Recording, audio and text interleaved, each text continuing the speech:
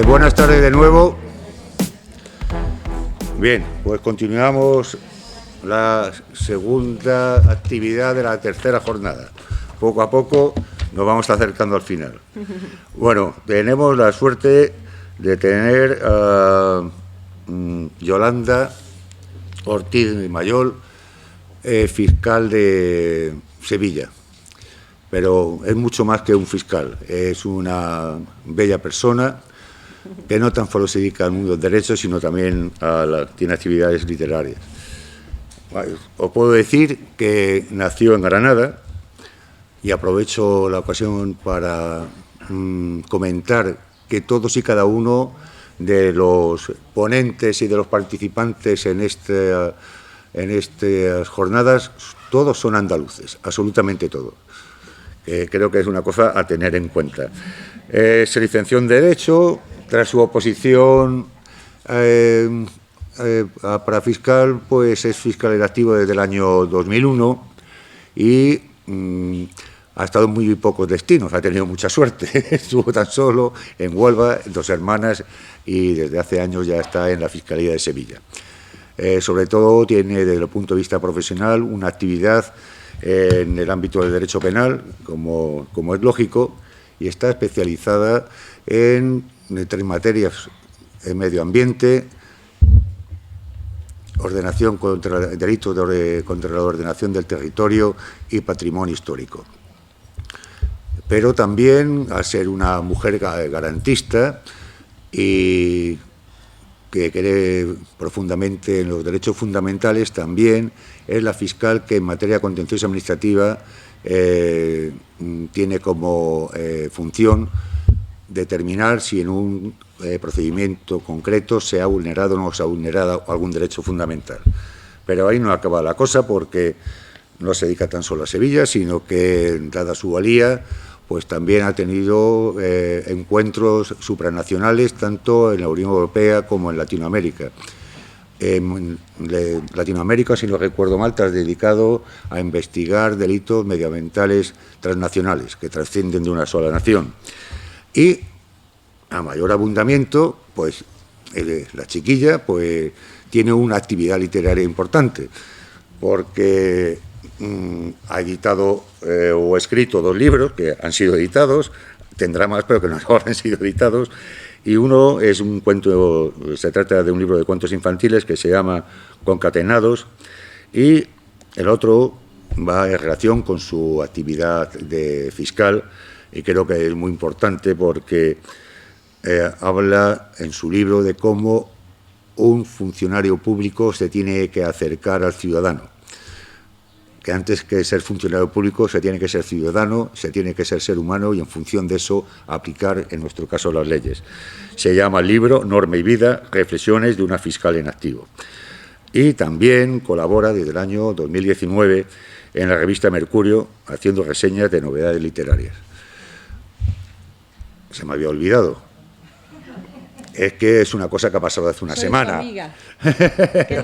Bueno, eso está aquí porque es mi amiga, si no, no hubiera venido. Bueno, pero bueno, es una amiga preparada, que conste. Pero lo último que ha sucedido hace una semana. Sabéis que hay un Consejo Fiscal, que es el órgano de gobierno de la Fiscalía en España.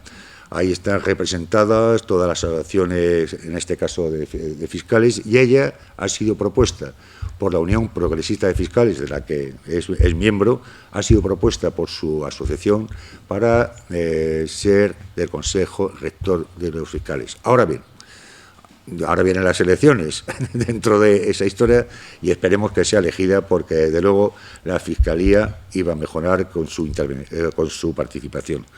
El micrófono es tuyo. Bueno. Siempre huyo de generar falsas expectativas y esto es terrible. Así que yo, lo único que tengo que decir para bajar un poco el discurso es que yo no soy especialista en memoria histórica ni en memoria democrática. Yo estoy aquí únicamente porque soy amiga de Juan, soy jurista, amiga de Juan, y cuando te llaman por teléfono, cuando te has dado cuenta, le has dicho que sí. Y has dicho, bueno, ¿dónde me he metido, no? Lo único que yo puedo ofrecerle es, pues, con un poco de honestidad, ir viendo con ustedes, pues, pues los aspectos de la ley, del proyecto de ley que merecen la pena ser contados y por lo menos presionar un poquito más hasta dónde puede llegar el proyecto de ley tal y como está previsto. Bueno, siempre da reparo además hablar de normas o de proyectos de normas que tienen una vida tan escasísima, porque estamos hablando que se publicó el 30 de agosto de este año, con lo cual no hay nada de bibliografía y por tanto enriquecer el discurso es más complicado. Sí lo hay, sin embargo, con respecto al anteproyecto. El anteproyecto de la Ley de Memoria Democrática sí recibió, cada vez que hay un proyecto se emiten informes por parte de los jueces y magistrados por su órgano rector, el Consejo General del Poder Judicial, y por parte de la Fiscalía está el Consejo Fiscal, como él dice, que es un órgano de asesoramiento y de obligada consulta por parte del Fiscal General del Estado, no es vinculante, pero tiene la obligación de escucharlo, y entre otras cosas se pronuncia sobre los proyectos de ley. Bueno, pues tanto uno como otro órgano se emitieron su informe respecto del anteproyecto, que en todo lo que afecta a lo que vamos a hablar se ha trasladado completamente al proyecto, con lo cual no ha venido muy bien. Vamos a hablar un poquito de eso y también de algunos votos particulares que ha habido por parte de miembros de uno y otro órgano en contra porque se fue aprobado por ambos con algunas matizaciones, pero hubo votos particulares por parte de algunos miembros, como ya sabemos. Bueno, vamos a ver. ¿Cuál es la razón de ser de la ley de la Ley de Memoria Democrática? Bueno, pues los objetivos se incluyen en el artículo 1 de su proyecto y viene a señalar... Lo he tocado mal, ¿verdad? Tranquilo. Venga. Y viene... Pero no te quede con el dedo. Ah, es que tiene truquillo, entonces. Sí. No tiene truquillo, no, está mal. Vaya. Ahí, venga. Venga. Bueno, pues su artículo 1 dice que qué se pretende con la ley. Dice el proyecto, como ya también lo hiciera la Ley de Memoria Histórica, dice que lo que pretende es la recuperación, salvaguarda y difusión de la memoria democrática, entendida esta, y da una definición de memoria democrática como conocimiento de la reivindicación y defensa de los valores democráticos y los derechos y libertades fundamentales a lo largo de la historia contemporánea. Y también establece como objetivo el reconocimiento de quienes padecieron persecución o violencia por razones políticas, ideológicas, de pensamiento o opinión, de conciencia o creencia religiosa, de orientación e identidad sexual, desde el golpe de Estado, 18 de julio del 36, hasta la entrada en vigor de la Constitución española. Bueno, pues esto ya supuso una crítica porque lo referente al punto final, porque vinieron a decir que si se establece el margen hasta la entrada en vigor de la Constitución española, estaba metiendo en el mismo saco los 40 años de dictadura con todo el proceso de aprobación de la Constitución, con las elecciones desde el 15 de junio del 77, con el referéndum del 6 de diciembre hasta el 29 de diciembre que entró en vigor la Constitución.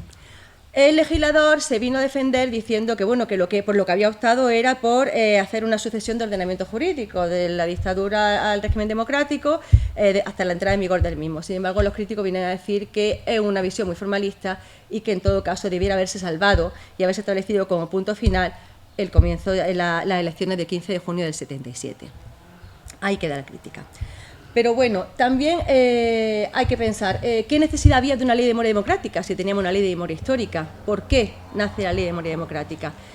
Pues las razones no son únicamente de ámbito interno, de consideración de que se quedaba en muchos aspectos pues, o coja o que no llegaba a todo lo que se pretendía, sino también es por la presión internacional.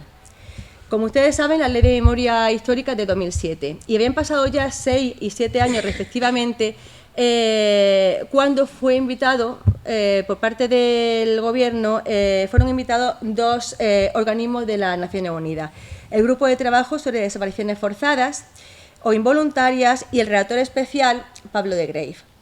Pues bien, tanto uno como otro emitieron un informe. El Grupo de Trabajo vino a España entre el 23 y el 30 de septiembre de 2013 y estuvo examinando pues, tanto la aplicación de la ley de memoria histórica como en su caso cómo se había gestionado parte de las autoridades españolas la persecución de las violaciones de derechos y también pues, la garantía de la búsqueda de la verdad desde el fin de la dictadura.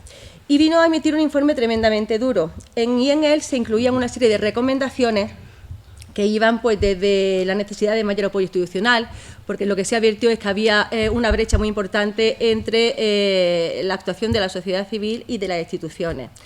También la necesidad de apoyo económico, garantizar bancos de ADN, es decir, una serie de recomendaciones que fueron también acogidas casi en su totalidad por el informe posterior del año siguiente del relator especial, que es el relator especial para la promoción de la verdad, la justicia, la reparación y la garantía de no repetición. Pablo de Greiff emitió su informe en 2014 y vino a analizar, se entrevistó con distintos grupos sociales y vino a analizar la puesta en práctica, como decimos, de la norma y también de la actuación de los poderes públicos de estos 4 frentes. Pues precisamente las carencias que va determinando en su informe son, en la gran mayoría de los casos, recogidas por parte del proyecto de ley de memoria democrática. Por eso que he considerado que quizá era oportuno pues analizarla desde estos 4 bloques que analiza él en su informe, ¿no? Entonces comenzamos analizando con el primer bloque, que es la búsqueda de verdad, la garantía de verdad. Apreció el relator importantes carencias en cuanto a los mecanismos institucionales para el esclarecimiento de la verdad y vino a señalar que cómo puntualizar en distintos aspectos. En primer lugar, en cuanto a la falta de censos oficiales. Decía que el proyecto, que no había existido hasta el momento unos censos oficiales de víctimas completos, y es por ello por lo que el proyecto de ley de memoria democrática intenta paliarlo mediante la creación de un registro estatal de víctimas, donde se anotarán todas las circunstancias respecto de la represión padecida, el fallecimiento, desaparición, el lugar y fecha donde ocurrieron los hechos y, de ser posible, la fuente de la que procede la información. Y a partir de este registro estatal de víctimas se crea un censo público de todas las víctimas fallecidas en la guerra, en la dictadura y también por parte de aquellos que murieron en combate durante la guerra civil con independencia de su nacionalidad. Junto con este ámbito de censos, otra crítica que vino a realizar es que no se había establecido nunca una política de Estado para la promoción de la verdad. Se habían adoptado medidas, pero una política de Estado como tal para la promoción de la verdad no existía. Advirtió las carencias al respecto en la Ley de Memoria Democrática, que decía que no preveía como tal un sistema de centralización y análisis de los datos que existían. Y por eso propuso una serie de medidas. Como medida primera, pues, propuso la creación de una comisión de la verdad, como institución independiente pero oficial. Esto planteó luego problemas en la práctica porque sí es cierto que aun cuando no existía una comisión de la verdad a nivel estatal, sí se previeron como tal en leyes autonómicas. ¿Cuál fue el problema? Que estas comisiones de la verdad estaban diseñadas tanto para el esclarecimiento de los hechos como en su caso para la determinación de la culpabilidad. Por tanto, vino posteriormente el Tribunal Constitucional a decir, mire usted, son inconstitucionales. En primer lugar, porque se arrogan competencias que son estatales y porque se arrogan competencias que pertenecen al Poder Judicial. El artículo 117 de la Constitución Española otorga únicamente la capacidad de juzgar al ámbito judicial y estas comisiones de la verdad suponen una vía administrativa de enjuiciamiento que es contraria a la Constitución. Esta sentencia constitucional es de 2018 y posteriormente se vino a ratificar la misma, pero la matizó el Tribunal Constitucional. Hay 2 sentencias del año pasado, la 83/2020 y la 139/2020, en la que dice el Tribunal Constitucional, pues mire usted, lo que dije lo sigo diciendo, pero podemos salvarla de alguna forma esta comisión de la verdad.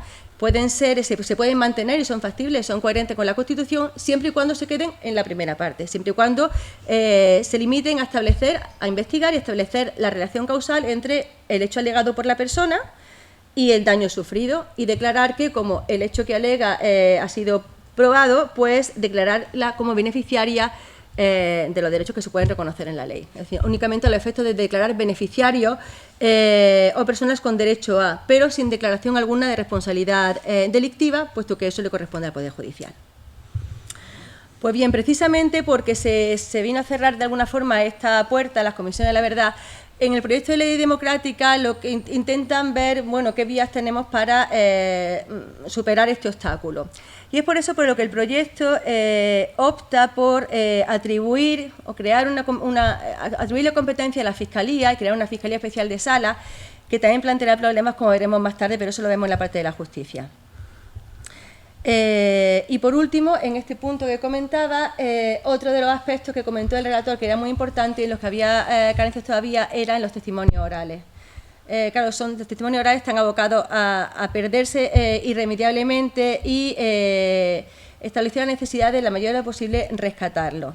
El proyecto de ley de memoria democrática, en su artículo 25, recoge también esta propuesta y prevé la creación de un centro documental de memoria histórica donde también estarán registrados estos testimonios orales. Como vemos, se va intentando cubrir todas las exigencias del relator en los distintos aspectos, ¿no? Y por último, en cuanto a este bloque de la verdad, también se hace mención por parte del relator tanto a las instituciones de memoria histórica como a las exhumaciones. En cuanto a las instituciones de memoria histórica, apreció también carencias nuevamente institucionales. Decía que se habían cubierto las necesidades y la reclamación de las víctimas más por la sociedad civil, por las asociaciones de ámbito privado y por universidades que por parte de las instituciones en sí. Nuevamente se hace con este proyecto de ley de memoria democrática y establece en primer lugar en su artículo 56 el reconocimiento expreso de las asociaciones memorialistas y en segundo lugar en su artículo 57 crea como tal un Consejo de Memoria Democrática. Será un consejo que estará presidido por el ministro del ministerio a que se adjudique el mismo, que todavía no está determinado, y estará formado tanto por miembros de las organizaciones memorialistas, hablo muy rápido y vocalizo mal, como por expertos. Y la competencia que le corresponderá pues será para informar proyectos, emitir dictámenes, con lo cual una forma de hacer confluir las instituciones con la sociedad civil que estaban de alguna forma separadas, ¿no? Y también de implicar a las instituciones, como luego también a otra medida a través de las cuales trata de implicarlas, que veremos más tarde. Bueno, y por último, en cuanto a este bloque de la verdad, lo referente a las exhumaciones, el relator vino a celebrar el mapa de fosas que se había llevado a cabo a partir de la Ley de Memoria Histórica, pero criticó el corte de fondos que había habido de 2011. Como sabemos, de 2011 se presumió incluso de que no se había dedicado ni un solo euro a las exhumaciones. Con la Ley de Memoria Democrática se pretende avanzar en este ámbito y también impedir en la medida posible que se pueda seguir adjudicando 0 euros a las exhumaciones. Por una parte, viene a regular la necesidad de establecer actos de localización, de exhumación y de identificación a instancias de oficio o a instancia de parte, la solicitud, acordarlo bien por iniciativa de oficio o bien a instancia de parte.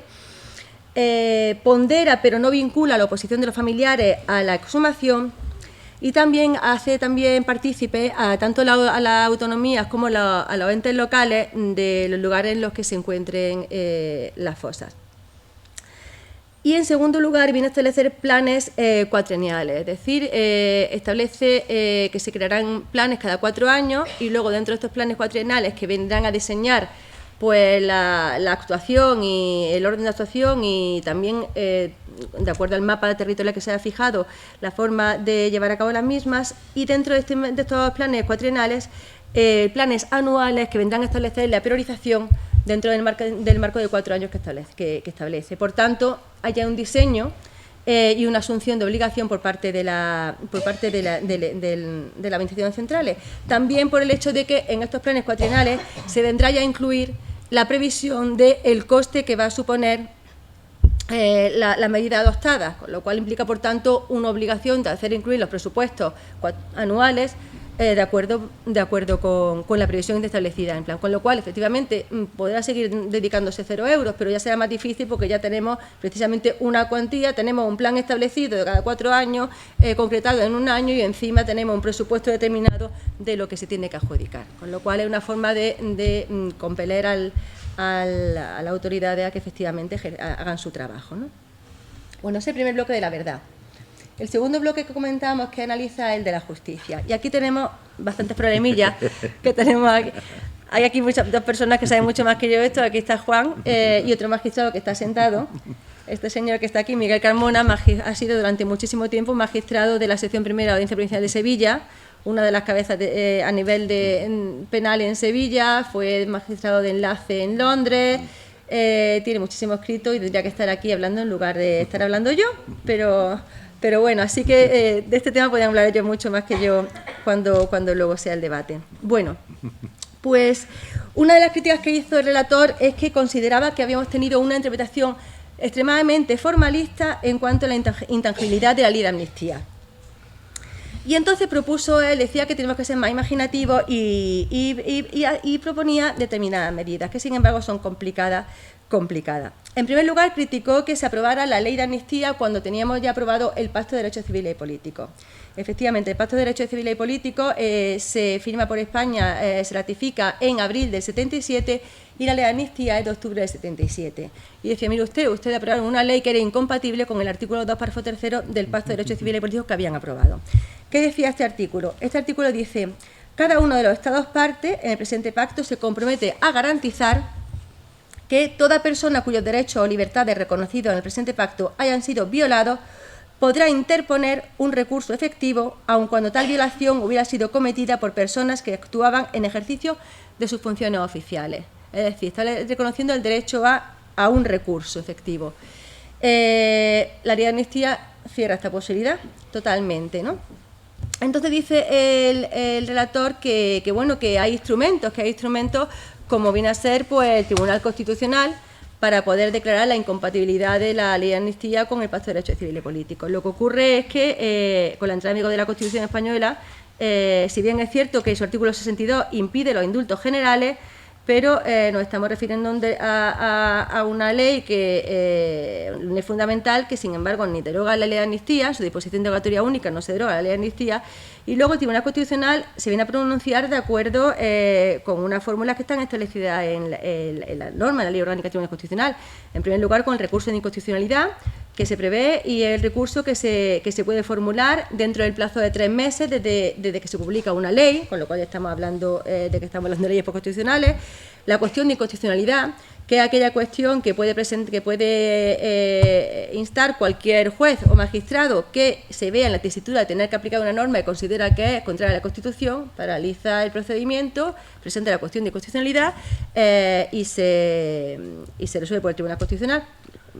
Y luego el recurso de amparo, que sí que es el recurso que tiene toda persona que considera que ha sido violada en los derechos y libertades reconocidos en los artículos 14 y 21 de la Constitución, bien mediante disposiciones, actos jurídicos, omisiones, vías de hecho de los poderes públicos. Pero estamos hablando, lógicamente, de normas constitucionales, ¿no? En este sentido dijo, bueno, pues eso es así, hay otra posibilidad que es abordar desde el hecho de que el genocidio es un delito imprescriptible, por tanto revisar la ley de amnistía a partir de la imprescriptibilidad del delito de genocidio. Pero es que resulta que en España, cuando se aprueba el Pacto de Derechos Civiles y Políticos, todavía no se había declarado la imprescriptibilidad del genocidio y tampoco estaban incluso regulados los delitos de lesa humanidad, ¿no? Y claro, los propios pactos también firmados por España, estos pactos también establecen la obligación de los Estados de respetar los principios de legalidad penal, el principio de prescripción de los delitos y la retroactividad de las normas desfavorables. Una norma esencial en derecho penal es que de toda norma desfavorable es irretroactiva. Se puede aplicar retroactivamente las normas que favorecen a la persona, pero nunca las que perjudican, con lo cual tampoco esta salida instalada por parte del relator tenía aviso alguno de ser aplicada. En tercer lugar, vino a considerar que había habido una falta de investigación, es decir, criticaba que o no se habían abierto procedimientos o se sabría, se archivaban, decía. Propuso, por tanto, aplicar en este caso la ley de amnistía, pero una vez que los hechos investigados hubiesen sido probados y, por tanto, proceder a la no imposición de la pena. Tampoco se la facilitó. Él decía, bueno, si se tiene que aplicar a este señor la ley de amnistía porque no se le puede condenar, pues ustedes investiguen el hecho, declárenlo culpable y luego ya pues no le impongan la pena por la ley de amnistía. Tampoco es factible, también es problemático porque no se pueden investigar hechos que estén prescritos. Y el Tribunal Supremo lo vino a señalar bien claro en una sentencia de 2012, que también ha sido reiterada este año, el 15 de febrero de 2021, que viene a prohibir expresamente los llamados juicios de la verdad. Por juicio de la verdad se entiende la indagación penal de hechos presuntamente delictivos que no pueden ser condenados, bien por muerte o por prescripción, es decir, investigar aquello que tú sabes ya de antemano que no vas a poder condenar. Y dice el Tribunal Supremo que el derecho a conocer la verdad histórica no forma parte del proceso penal y solo tangencialmente puede ser satisfecho. Es decir, cierra la puerta completamente. de forma que por parte de la Ley de Memoria Democrática, ante todos estos obstáculos, pues se viene a regular un capítulo dedicado a la justicia, que son los artículos 28 y 29, y en el artículo 28 se crea la Fiscalía de Sala de Derechos Humanos y Memoria Democrática. La competencia que se da aquí al fiscal tiene como dos centros, ¿no? Uno es, dice que se crea un fiscal de sala para la investigación de los hechos que constituyan violaciones de derecho internacional de derechos humanos y del derecho internacional humanitario, con lo cual le busca, por tanto, la competencia de investigación, y una segunda competencia que es el impulso de procesos de búsqueda de las víctimas de los hechos investigados, es decir, justicia, no lo dice, pero penal, y justicia restaurativa, ¿no? En lo que se refiere a la primera, pues viene a decir toda la doctrina que evidentemente va a tener unas patas cortísimas, porque no se va a poder investigar penalmente hechos que están prescritos y respecto de los cuales también pues existe una ley de amnistía que impide investigar, ¿no? Sí tendrá mucha virtualidad práctica en lo que se refiere a justicia restaurativa y si bien se vino a criticar por parte de algunos que luego verán las críticas el hecho de que se cree esta Fiscalía de Sala, ha sido también alabada porque de alguna forma viene a constituir el hecho de que sea un poder judicial el que garantice que se hace bien el trabajo y que se hace el trabajo, con lo cual hay una forma de tener como una especie de pito grillo controlando que se cumpla la norma por parte del poder gubernativo, ¿no? De los poderes de las administraciones.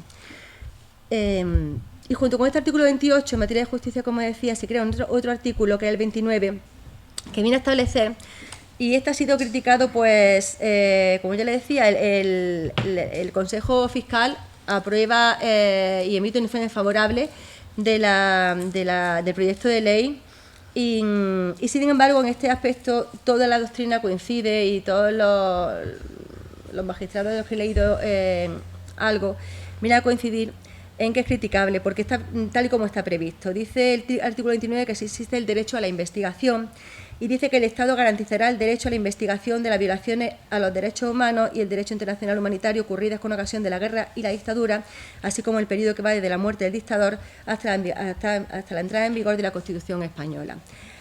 Claro, lo hizo así muy genérico, dice el Estado garantizará la investigación, pero ¿qué investigación, qué procedimiento? No lo dice, pues es que no puede decirlo, yo creo, porque es que es complicado que lo diga porque estamos atados de pie y mano en muchos aspectos, ¿no? Entonces, las críticas que se realizan de este precepto es que es demasiado abstracto, no viene a establecer a qué procedimiento se refiere y también puede generar pues falsas expectativas de las que hablábamos al principio, ¿no?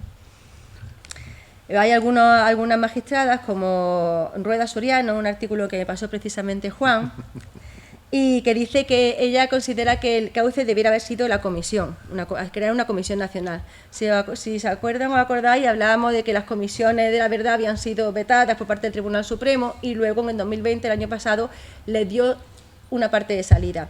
Considera esta magistrada que ese sería el cauce, crear una comisión nacional para la investigación pues de los hechos sin en modo alguno declaración de responsabilidad. Podía investigar para que una persona conozca la verdad de lo que le ocurrió a un familiar, pero sin posibilidad alguna de determinar la responsabilidad a una persona concreta con respecto a eso.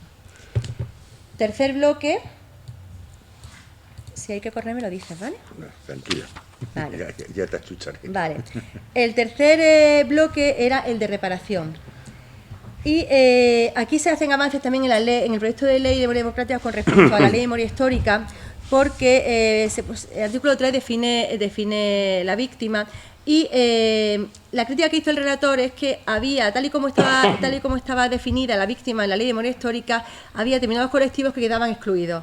Y así decía que, por ejemplo, quedaban excluidas las personas que han sido detenidas por aplicación de la ley de vagos y maleantes. Con la interpretación y con la definición que se da de víctima en el artículo 3 del proyecto de ley, se amplía a todos los colectivos que se habían quedado pues, en flecos, fuera del ámbito de actuación. Y en segundo lugar, también aplaude el hecho de que se prevea un derecho de compensación por incautación. No se preveía en la ley de memoria histórica para las personas físicas este derecho de compensación por incautación. La ley de memoria democrática sí lo prevé en su artículo 21, dice, prevé la investigación de las incautaciones producidas por razones políticas, religiosas, ideológicas, prevé hacer auditorías, prevé hacer inventarios, así como vías de reconocimiento a los afectados. Vía de reconocimiento que, sin embargo, están limitadas porque luego el artículo 5, párrafo cuarto, viene a establecer que no habrá en ningún caso derecho de reparación económica frente a ninguna administración pública, con lo cual será una forma de reconocimiento personal, formal, pero reclamación económica no habrá a partir de eso. Reclamación no a las administraciones, sino a los particulares que tengan, pues ya se encontrará en cada caso con el propio derecho, las limitaciones que impone el propio derecho. Pues la posesión de buena fe, derechos como la posesión de un bien inmueble durante más de 30 años, es decir, luego ya lo encontraremos en el caso concreto con las limitaciones que imponga el derecho en cada caso, ¿no? Pero en todo momento lo que sí declara la ley que no habrá derecho a reconocimiento económico por parte de la a instancia de las administraciones públicas. Y por último, anulación de sentencias, que este es un tema muy importante. Otro avance muy importante que se ha producido en el proyecto de ley con respecto a la ley de memoria democrática es este tema, que creo que es uno de los más importantes.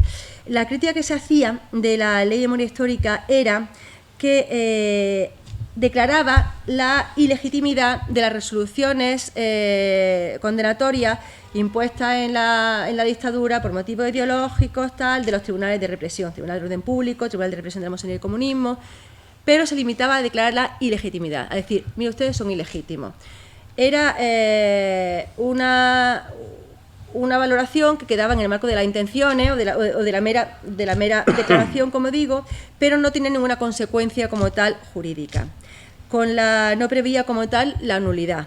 Con esto dio lugar a que por parte de algunos juristas se intentaran buscar vías a través de las cuales garantizar estas nulidades, ¿no? Y entonces, por ejemplo, tenemos otro magistrado de Sevilla, José Joaquín García Beneito, amigo también nuestro, que consideró que dice, bueno, si únicamente tenemos la declaración de ilegitimidad, puede que sí tengamos instrumentos en nuestro ordenamiento jurídico como para poder anularlas, ¿no? Y él apeló al recurso de revisión.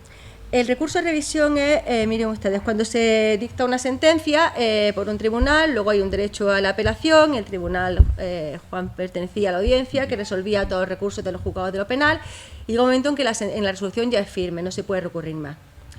¿Qué ocurre cuando acaecen hechos nuevos, se llegan a conocer hechos nuevos, vitales, a partir de los cuales la persona habría sido suelta? Imagínense que una persona es condenada por matar a otra y que luego el vivo reaparece a los 3 años. Evidentemente eso tiene que ser revisado, tiene que haber alguna posibilidad de revisar esa sentencia, ¿no? Y ese es el recurso de revisión.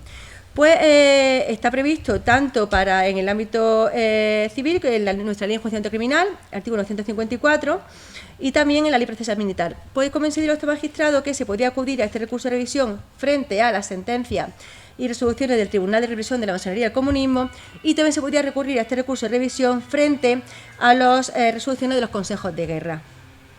Yo no conozco, sin embargo, ningún caso en que haya tenido, que es verdad, no conozco ninguno. Pero bueno, habría sido una salida, pero bueno, como ya tenemos aquí nuestro proyecto de ley democrática, bueno, y él decía que, claro, para alegar este recurso de revisión tú tienes que alegar un hecho nuevo, y decía, el que hecho nuevo se puede alegar para que me puedan revisar a mí una sentencia firme, una resolución firme. Y él consideraba que precisamente debería funcionar como hecho nuevo la declaración de ilegitimidad que establecía la ley de memoria histórica. Son ilegítimas esas resoluciones, son ilegítimos estos tribunales, esto es un hecho nuevo, a partir del cual podemos decir, revísenme mi resolución y declárenla nula, ¿no?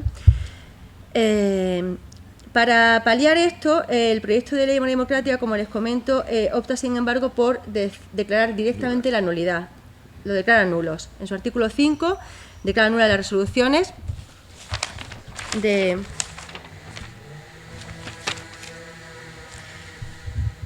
dice que se declara la ilegitimidad de los tribunales y jurados y cualquier otro órgano penal, estatal, y dice, por ser contrarios a derecho y vulnerar las más elementales exigencias del derecho a un juicio justo, así como la concurrencia en estos procesos de intimidación y indefensión, se declara en todo caso la nulidad de las condenas y sanciones y la ilegitimidad del Tribunal de Represión de la Masonería, el Tribunal de Orden Público, así como el Tribunal de Responsabilidad Política y Consejos de Guerra, tal.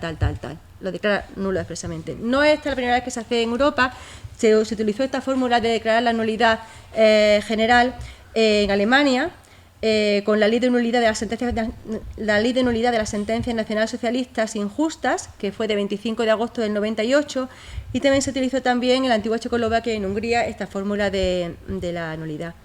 Luego, claro, lo que sí habrá que acudir, porque claro, no declara nulidad de todas las sentencias nacionales de estos tribunales, porque en ese caso ya implicaría no ser necesario nada más, todo es nulo, no, declara la nulidad siempre y cuando en estos procesos... Dice,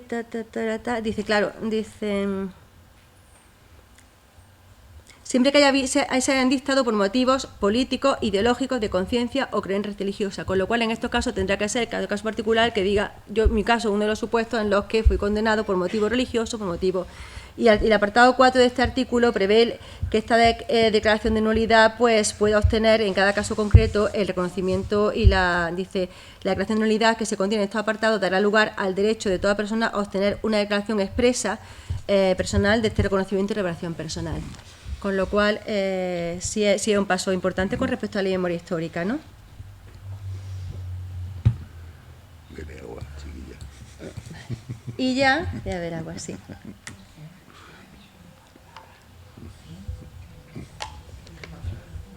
Esto está raro, ¿no? Sí. Aquí una cosa rara. Oh, espérate. Lo he hecho peor.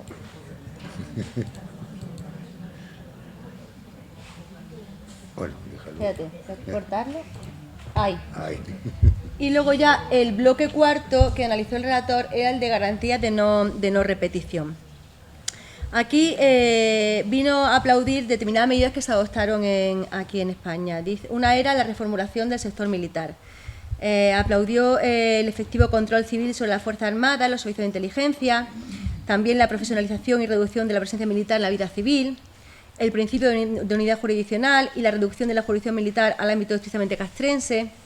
Y también vino a avalar el hecho de que se hubiesen adoptado medidas propiciatorias para el retiro voluntario y también el hecho de que se bajara la jubilación de los 70 a los 65 años fue una medida para que todos los altos mandos que eran favorables a la dictadura pues dieran paso a gente con otra sangre, con otra savia.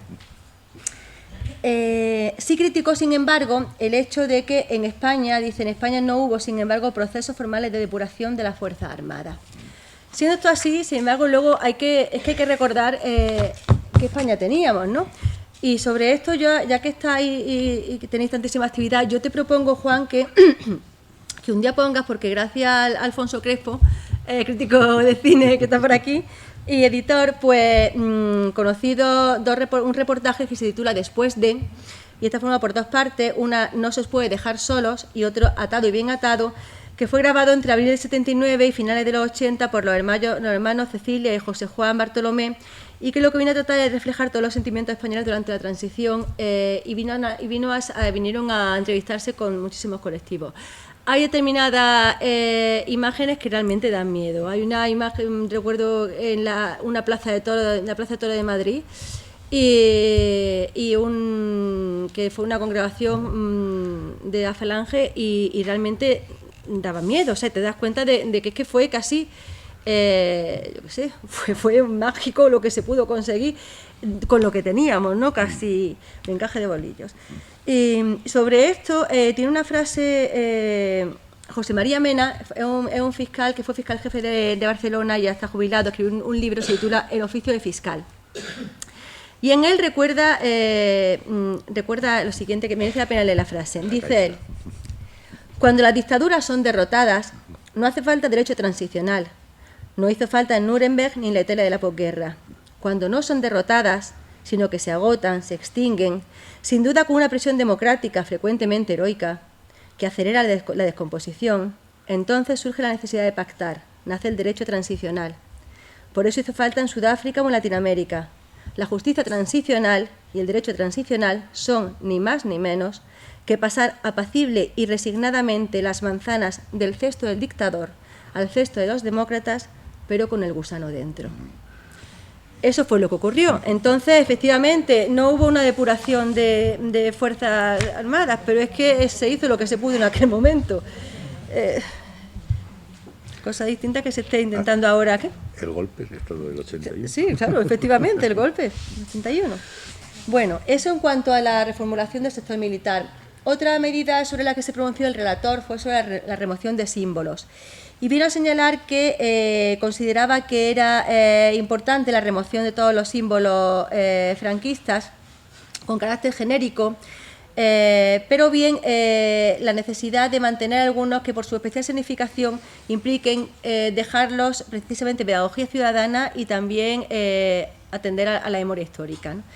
Esta filosofía es la que mantiene el proyecto de ley de memoria histórica y así con carácter genérico se acuerda la retirada obligada bajo multas coercitivas o en su caso, sin perjuicio de multas coercitivas, la retirada subsidiaria de oficio de todos los símbolos contrarios a la memoria democrática en edificios públicos, en cuanto a los privados y edificios religiosos, siempre y cuando sean espacios con proyección pública.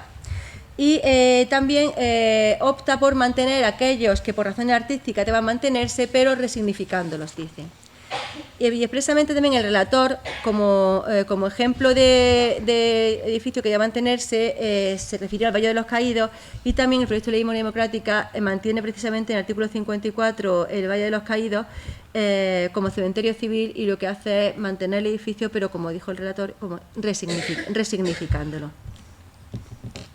Otro punto en cuanto a garantía de no repetición es la importancia de la educación. Como medida favorable vino a considerar el relator que podía establecerse la progresiva revisión y ampliación del análisis de la guerra civil y la dictadura y la inclusión en los textos fundamentalmente a partir de la Ley Orgánica de Educación del 90 y de 2006. Y como punto desfavorable, pues el hecho de que había advertido que había indicaciones contradictorias según se tratase de programas educativos de colegios públicos o privados, religiosos o no religiosos. Vio aquí una brecha. Por su parte, el proyecto de ley viene a hacerse eco de esto y establece en su artículo 44 una serie de medidas, tanto en materia educativa como de formación de profesorado, ¿no? En cuanto a lo primero, establece la necesidad de incluir en los contenidos curriculares por valor democrático y también tener estos contenidos en los planes de formación del propio profesorado. Y por último, en cuanto a este punto, en la formación de funcionarios, observó el relator importantes carencias tanto en lo que se refería a la formación de policía y guardia civil como de nosotros, de los miembros del Poder Judicial. En cuanto a los primeros, consideró que si bien es cierto que existían módulos específicos de derechos humanos, advertía que no incluían los mismos contenidos algunos sobre el estudio de la dictadura. Y en cuanto a nosotros, el Poder Judicial vino a observar una carencia de formación en materia de derechos humanos y también una carencia absoluta de las obligaciones del Estado de perseguir penalmente delitos de corte internacional. Y aquí puede estar, aquí está un magistrado que puede decir que efectivamente tenemos unas carencias importantes en materia de derecho internacional, absolutamente. Vamos, unas carencias absolutas, no sabemos los instrumentos que tenemos al alcance de la mano y bueno, eso sigue. Y también intenta el proyecto de ley en su artículo 47 de alguna forma pues paliar esta carencia y prevé la inclusión de contenidos específicos en la materia en los planes de formación de personal dependiente de la Administración General del Estado. Bueno, pues aquí tenemos los cuatro bloques que vino a analizar el relator. Analizando las principales críticas, viendo los votos particulares que se realizaron del anteproyecto que he comentado y las críticas que se vienen a incluir en los mismos, pues vamos a comentar algunas de ellas. En primer lugar, bueno, el hecho de que la persecución judicial viene a ser impracticable, lo que hemos comentado antes, de que existe una ley de amnistía que cierra el paso, existe un delito que es imprescriptible con posterioridad, pero no en el momento de los hechos, y existe también el pronunciamiento del Tribunal Supremo acerca de que no se pueden llevar a cabo juicios de la verdad, con lo cual al respecto sí existe una limitación importante. Una crítica que se hace, en segundo lugar, es el desbordamiento de la vía administrativa. Se viene a considerar, aquí el informe del Consejo Nacional de Poder Judicial viene a decir que no se corresponde esta Fiscalía de Sala especial de sala con el carácter administrativo de las medidas e instrumentos que prevé la norma. Existen votos particulares de magistrados fundamentalmente conservadores, ¿no? Álvaro Cuesta Martínez y Concepción Sáez. Por parte de los vocales de la Asociación de Fiscales, también se vino a considerar que la norma era ambigua y tenía una falta de expectativas, y generaba falsas expectativas, al respecto. Frente a ello, la importancia de la Fiscalía de Sala, aunque si bien es cierto que le va a corresponder el ejercicio de una función de justicia restaurativa, tampoco está de más, como decía, y si bien resulta que son los poderes públicos, digamos el ámbito gubernativo el que va a tener que ejercer todas las funciones de búsqueda, de dotación de presupuestos, de llevar a cabo los planes cuatrienales y anuales que se vengan a establecer, respetar los mapas diseñados, pues no está de más que exista alguien en otro poder, un fiscal que venga a controlar, que venga así mismo a impulsar que se lleven a cabo estas medidas. No está de más. En absoluto. Y es una garantía de alguna forma, yo creo, que exista un equilibrio y un control de un poder del Estado que se cumplen bien otras funciones. En segundo, otra crítica que se hace es la limitación de la libertad ideológica. Vienen a decir, mire usted, supone la prohibición la disposición adicional quinta del proyecto prohíbe las fundaciones, pero es que vamos a ver bien cómo las prohíbe, porque dice, al amparo de lo dispuesto en el artículo 31 de la Ley 50 de fundaciones, concurrirá caso de extinción cuando las fundaciones no persigan fines de interés general o realicen actividades contrarias al mismo. A estos efectos se considera contrario al interés general la apología del franquismo que ensalce el golpe de Estado y la dictadura o enaltezca a sus dirigentes con menosprecio y humillación de la dignidad de las víctimas del golpe de Estado, de la guerra o del franquismo o incitación directa o indirecta al odio o la violencia contra los mismos por su condición de tales. Se dice que supone, por tanto, un atentado contra la libertad ideológica, pero hay que contestar a esto que, tal y como está redactado el artículo que le he leído, habla en estos casos de prohibición siempre y cuando haya un menosprecio o humillación a la dignidad de las víctimas o incitación al odio o violencia. Y es que resulta que tenemos un artículo 510 del Código Penal que ya lo prevé como tal. Entonces, y no ha sido declarado inconstitucional. El artículo 510 del Código Penal incluye precisamente la prohibición de estos actos, ¿no? Con lo cual, no viene a ser más que una reiteración de lo que ya hay.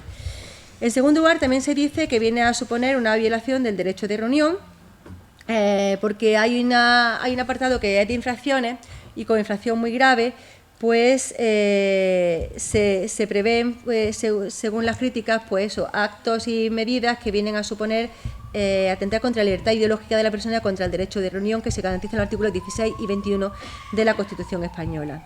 Sin embargo, este artículo 61.1e, que es el que se critica, que dice así: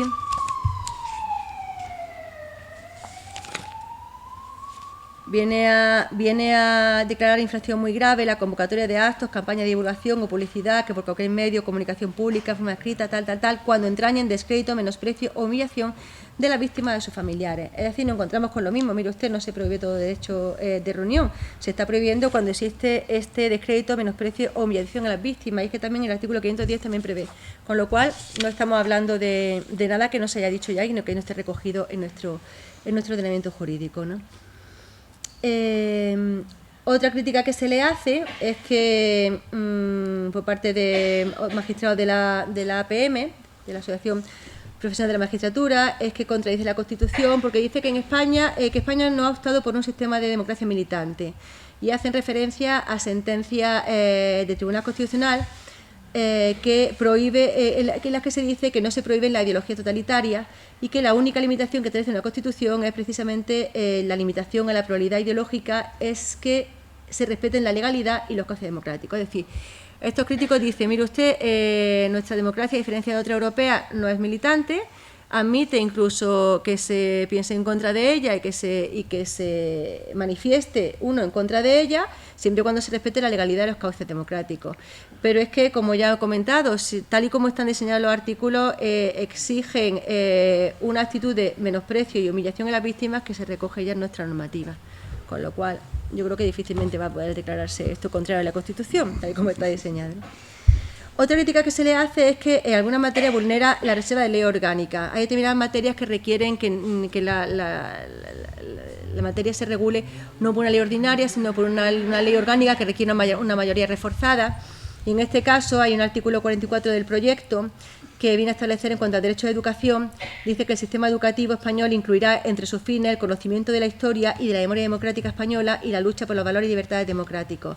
Los críticos dicen que, como se hace referencia al derecho a educación, es uno de los derechos que requeriría ley orgánica, con lo cual no se puede incluir este contenido en esta ley de memoria democrática.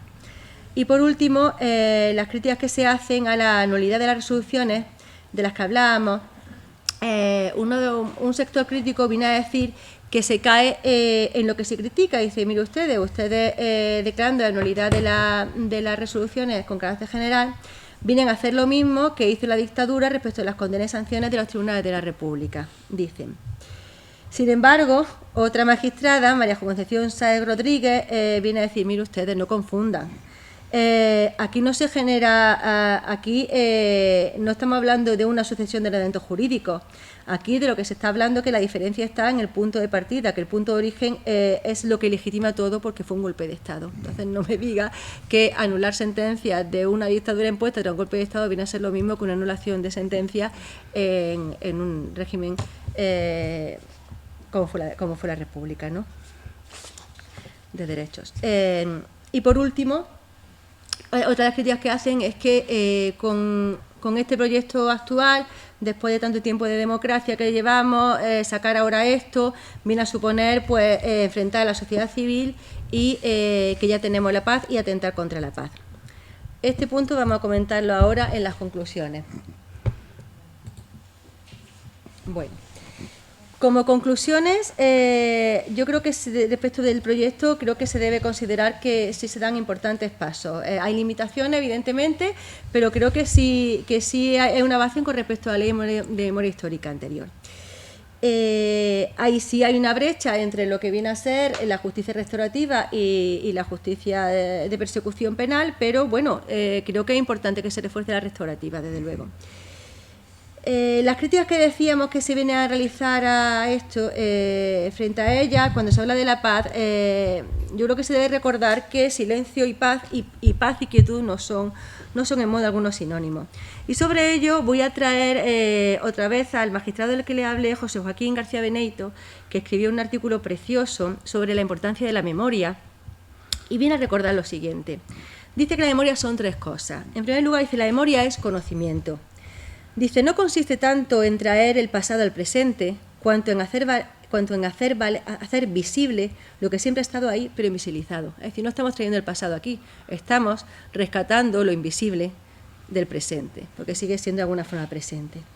Dice, en segundo lugar, la memoria es justicia. Dice, la memoria de las injusticias hechas a los muertos es justicia.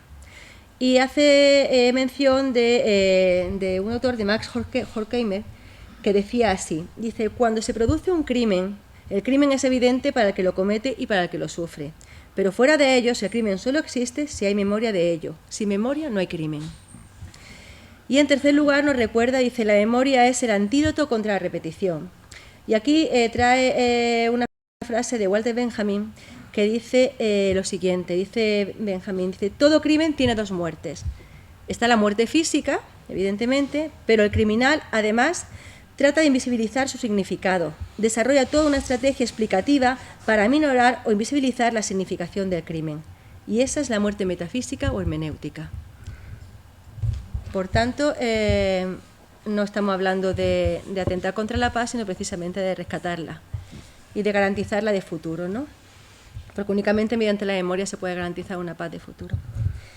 En segundo lugar, como otra conclusión, de la simetría ya he hablado antes, es que con el proyecto de ley se garantiza el impulso de que hablábamos las instituciones. Es importante, como se advirtió que existía una renuencia, una pereza por parte de las instituciones para poner en práctica la ley de memoria histórica o darle de sí lo necesario, pues se imponen los planes cuatrienales de los que hemos hablado, los planes anuales, estableciendo las priorizaciones e incluso, por tanto, la partida presupuestaria que deben acompañar a uno y otro, con lo cual eso es una garantía, un impulso. frente a la no atribución de recursos económicos, como ya decíamos, y también el hecho de que se garantice la existencia de un poder que venga a vigilar que se hace bien el trabajo. Y por último también es importante el refuerzo que se hace al acceso a la verdad, porque se garantiza, si bien comentaba el relator, que esto no olvidé decirlo, que en la ley de memoria histórica estaba muy bien en cuanto a al inicio de la creación de los centros de documentación, sin embargo decía que había carencias en cuanto a la regulación del derecho de acceso a esta documentación. Esto también se viene a intentar superar con el proyecto de ley democrática, y si hay un artículo que regula de forma muy minuciosa el derecho de acceso a la información, a la documentación, como el derecho a obtener las copias del mismo. Entonces hay un mayor acceso del ciudadano a todo lo que se va recabando. Y por mi parte pues ya está.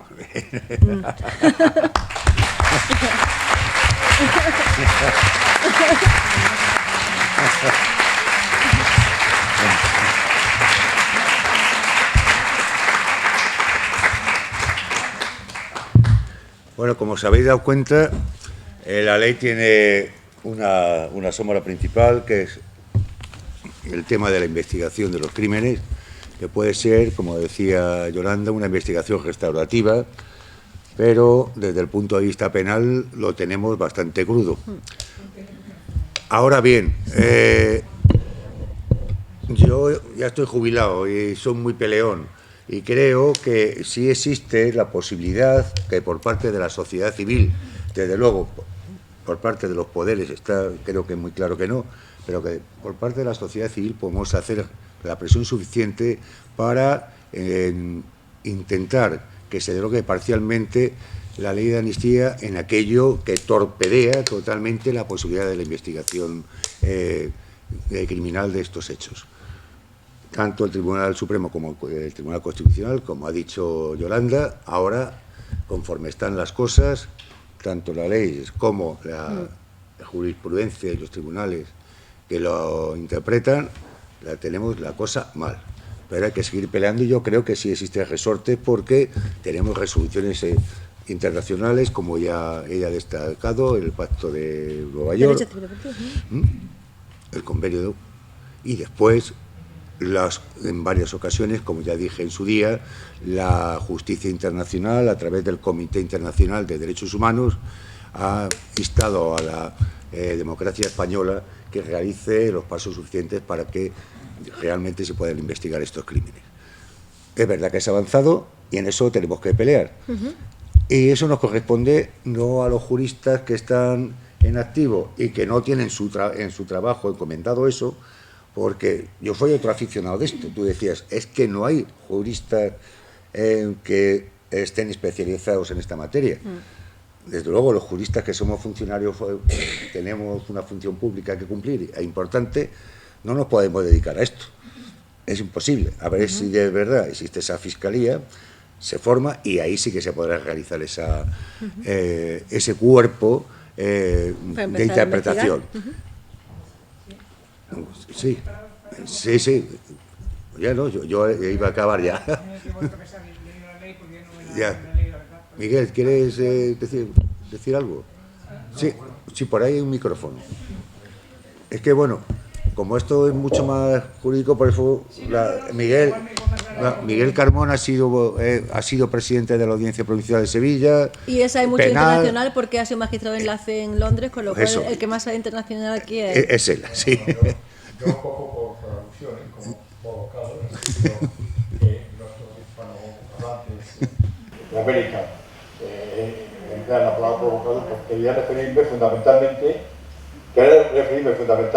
a la visita que, cuando yo estaba en el Consejo, cuando era vocal del Consejo General del Poder Judicial, pues recibimos por parte de las comisiones de las Naciones Unidas, de la Comisión de Desapariciones Forzadas, y bueno, ahí se tocaron, bueno, primero había bastantes personas, magistrado del Tribunal Supremo, pero se tocaron varios aspectos. Uno de ellos fueron aspectos exclusivamente legales, de cómo había actuado la justicia española respecto a esos hechos, cómo se estaban archivando de entrada todas las investigaciones, y entonces yo me acuerdo que yo personalmente ahí puse varias objeciones que luego parece que se han recogido en los informes.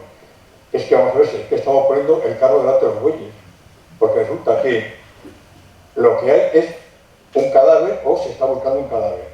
Y entonces ya damos por supuesto que es que ese cadáver lo mató un franquista por parte de... Un momentito, eso habrá que investigarlo, habrá que verlo. Si luego resulta que sí, a lo mejor opera o no opera, que ya eso vamos a referirnos luego, la ley de amnistía, pero de momento no se sabe, entre comillas, quién lo mató. Y por tanto, ¿por qué decimos que ese hecho está amnistiado ya de entrada y por tanto no se puede investigar?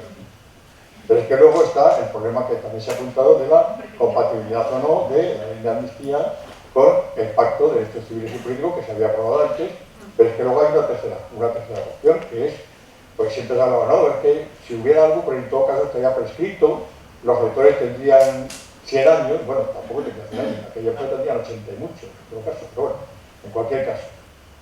Tuvieran los años que tuvieran, suponiendo que todavía no sabíamos, cuando se empieza a investigar quién es el autor, no se puede decir cuántos años tiene, ni si está prescrito o no está prescrito. Pero es que además hay un hecho que a mi juicio impedía hablar de prescripción, que era que de momento lo que hay es un desaparecido, o una desaparecida. Entonces, la desaparición no prescribe mientras sigue desaparecido, o desaparecida. Eso era en cuanto a aspectos jurídicos. Pero luego, en cuanto a los aspectos de la comisión de la verdad y de todo eso, y de cómo habían actuado las autoridades españolas, pues claro, había aspectos que eran absolutamente infumables por parte de cómo se había actuado por las autoridades españolas. Yo querría recordar aquí que hay una constante de la derecha española desde el siglo XIX, de la Guerra de la Independencia, que es negar legitimidad ya de entrada a cualquier gobierno que no se mete, o a cualquier actuación pública que no se mete. Entonces, no sé, si leemos desde los episodios nacionales de Galdós o cualquier cosa, los horrores de 1914, los apostólicos, las guerras carlistas, la dictadura de Primo de Rivera, la dictadura de Franco, todo lo que ha pasado después, lo que está pasando ahora, todo lo que se está diciendo ahora en las Cortes, por ejemplo, pero es que es de entrada una negación de la legitimidad de todo, de cualquier parte de España que no sea pues, la que ellos representan. Y eso ha influido y mucho en todo lo que ha pasado. Ha habido una falta de empatía y de generosidad tan absoluta y tan animal, porque miren ustedes, comisiones de la verdad y comisiones de esclarecimiento de qué es lo que ha pasado y establecimiento de lo que ha pasado, ha habido en prácticamente todos los países en los que ha habido una dictadura o una violación sistemática de derechos fundamentales y luego una recuperación democrática. Lo ha habido en Camboya, lo ha habido en muchos países de América, lo ha habido en Sudáfrica, bueno, en España eso no podía ser. Pero aparte de eso, es que el dedicar el presupuesto cero a cualquier investigación, el negarse, el que siga persistiendo pues, las avenidas de Villana Astray, no sé qué, es que demuestra una falta de empatía tan clamorosa, que claro, que es que las Naciones Unidas que se hacían incluso, no se lo podían explicar, porque no encontraban ni en el contexto internacional ningún ejemplo parecido. Y eso es un poco lo que quería aportar de mi experiencia personal con las comisiones de aquella que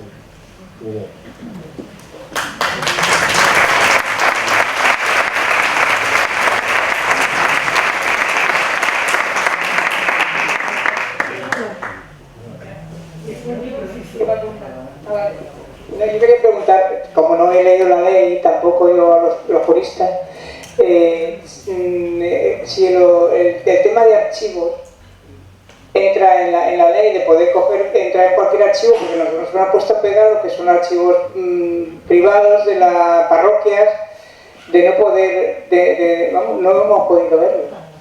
Porque están para acá, están para allá, nunca aparecen los archivos. Está buscando el artículo concreto. Hay un artículo que el derecho de acceso a la información lo prevé. Y luego, sí, puedo contar. Sí. A ver si lo encuentro, te lo digo, pero...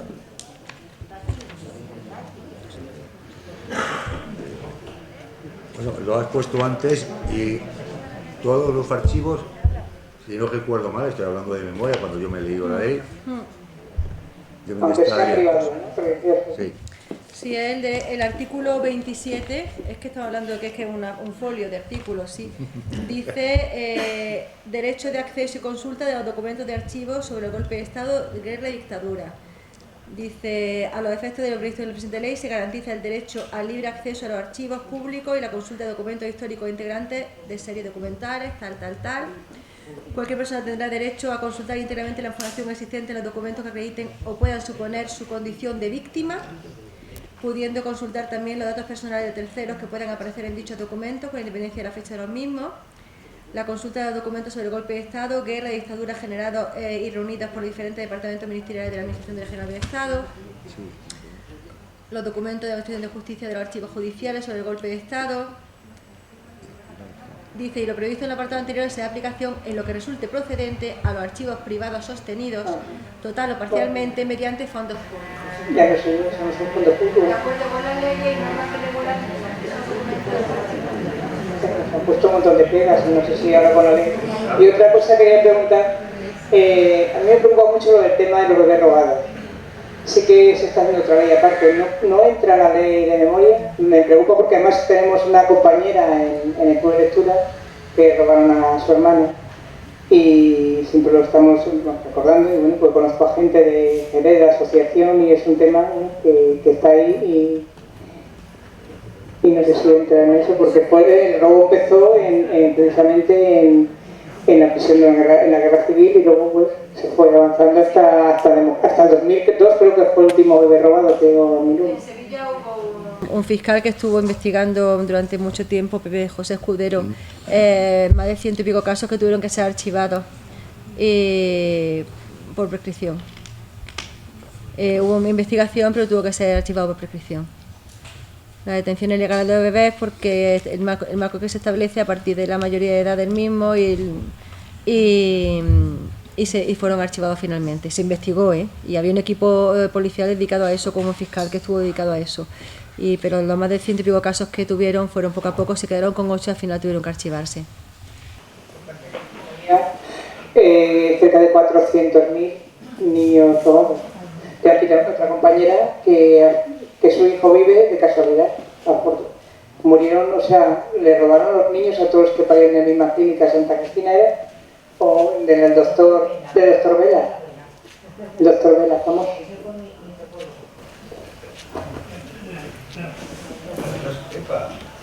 Yo lo que iba a decir que los archivos de la parroquia están a disposición del público. Hasta 1946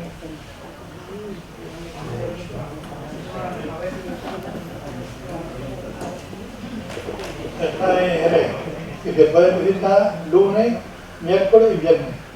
Los que están en San Lucas se puede visitar los jueves de 6 a 7:30. Le cojo la palabra y ahora voy a anotar los días que puedo ir a un archivo y otro y me presentaré. ¿De acuerdo? Sí, pues le cojo la palabra. No, ahora vamos a hablar usted y yo particularmente. Ahora mismo esto ya está fuera de... Usted ha dicho que está a disposición y yo voy a recoger esa disposición. ¿De acuerdo? Muchas gracias.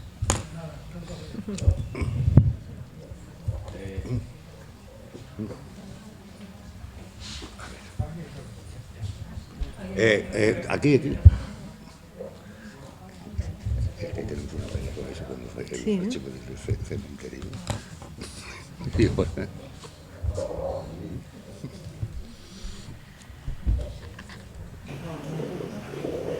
Bueno, aprovechar y hacerle una breve pregunta que en realidad con respecto a la compañera parece que bueno, todo lo que ha insinuado son detalles que prácticamente comparto que es la consecuencia de algo que prácticamente a nivel de historia se ha hecho mal. A nivel de historia me refiero, porque cuando llega la transición, ahí indudablemente se hace una serie de pactos a donde de una forma u otra se hace, participa a la ciudadanía a través del voto, y como consecuencia se crea un panorama que le da la fidelidad a un régimen a donde prácticamente hoy nos vemos con los obstáculos y los inconvenientes que ahora, bueno, prácticamente parece que, bueno, en resumidas cuentas, yo estoy por decir que no hay nada que hacer. Bueno, que se va a reparar, bueno, eso no es todo. Que se le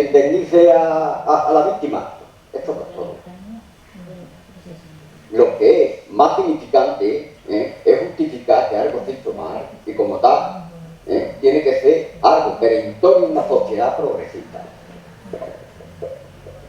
Y sobre todo, bueno, yo decirle a los jueces, y a todos, que tengamos un poquito más de empeño en la cuestión. Que luego, vamos, no estamos hablando de una transición reciente, que llevamos ya 43 años. ¿Qué más estamos esperando? Cuando el Tribunal Supremo Constitucional, que son los que marcan la ley, Ya te he entendido. se puede, como dice Juan, pues intentar, o yo qué sé, intentar arbitraciones, pero por lo que hay, es complicado. Te entiendo perfectamente, ¿verdad? Nada más, quería decir esto y bueno. ¿Alguien más? Bueno, ¿qué hora es? A ver. Bueno, si no hay más preguntas, muchísimas gracias de nuevo por su asistencia y les esperamos mañana de nuevo. Ya saben que sin ustedes no somos nadie. Muy bien, bonita. Muy bien.